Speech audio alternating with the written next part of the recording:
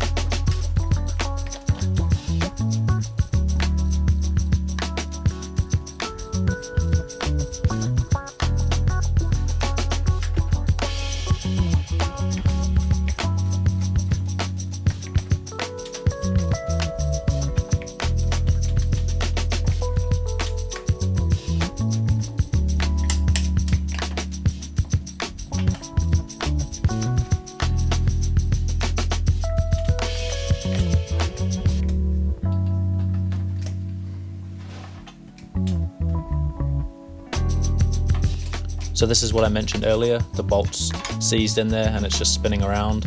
The other side's just got a 10mm slot and it's all rounded off, so I can't get purchase on it. So it looks like it's time for the drill.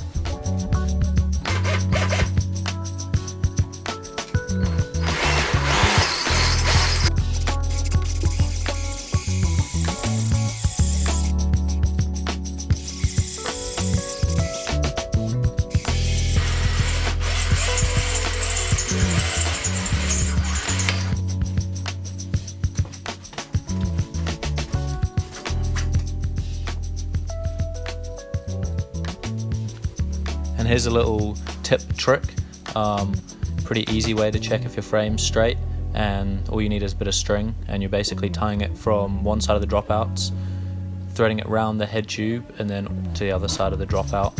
Make sure the string's on the outside of the dropouts, so it's even, and then once you've done that, you're basically going to measure the distance from each side of the string to the seat tube, and if that measurement's the same or equal on each side, that pretty much means your frame's pretty straight. If it's not, probably means one of your dropouts is slightly bent, and with a steel frame you can get that bent back, but luckily for me it seems all good.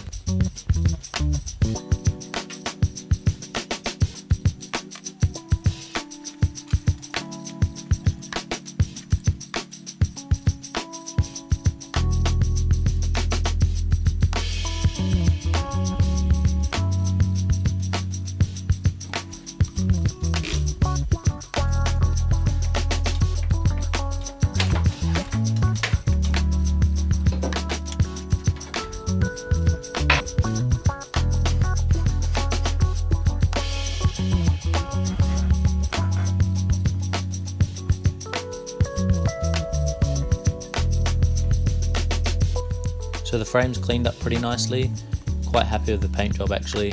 Only a few tiny spots of rust, a few scratches, but yeah, pretty nice for its age.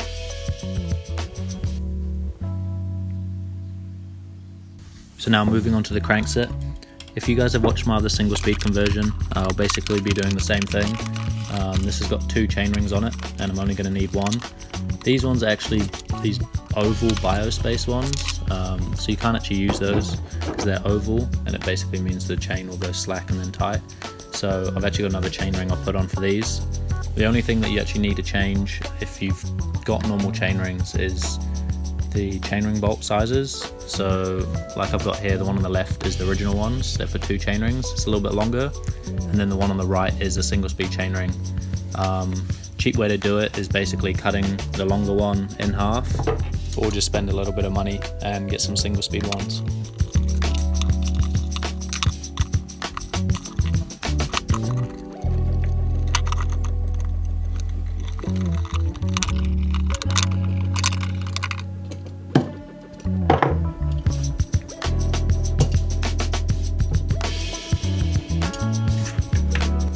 So now I'm just using some degreaser to clean up the bearings.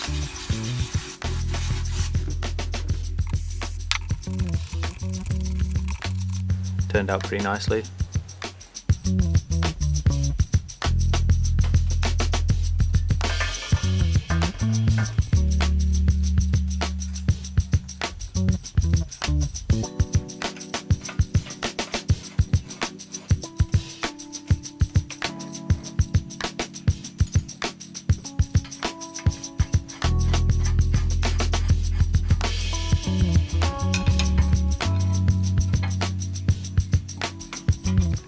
So this is the wheel set that I've got for it. Came off a Fuji track bike. It's got a flip-flop hub, so a fixed cog on one side and a single speed freewheel on the other side. So this part here is where you're going to need to figure out what your spacing is like on your hub and your frame. So the best thing to do is measure the hub. On a track wheel set it's usually 120 on the rear, and road frames vary from 126 to 130. So I'll just measure the frame here. So luckily it looks like it's 126, and my hub is 120, so that means I'll need to add about 4 mil of spacers, so 2 on each side.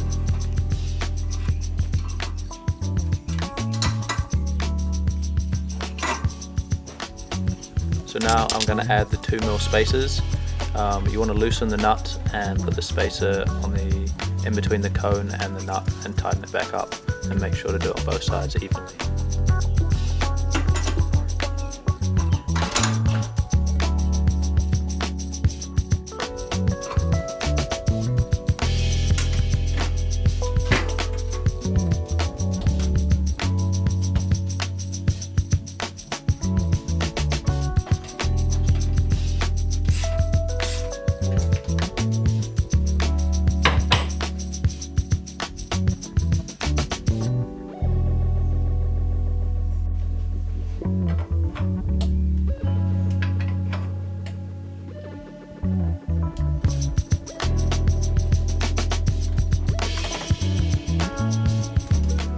So this is an important bit.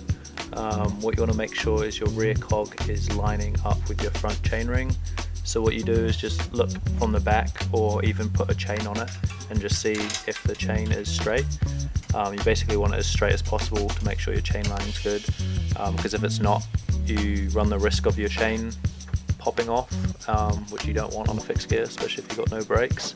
If your front chainring is sitting off to the right, you can always swap the chainring to the inside of the crank, or you can get a narrow bottom bracket. That usually does the job.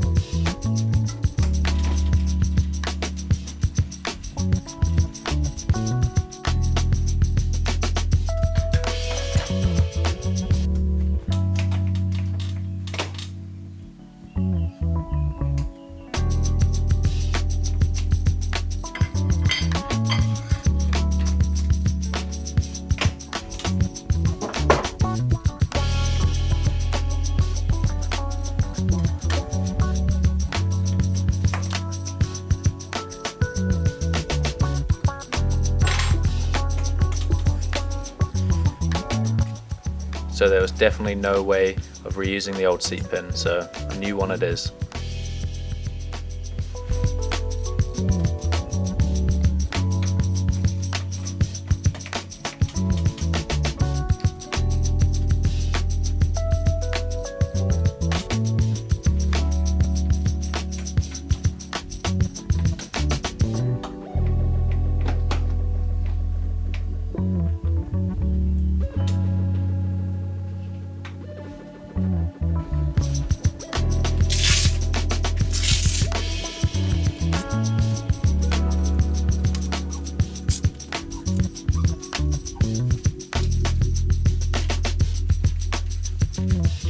And there we are, from an old beat up road bike into a new fixed gear with a new life.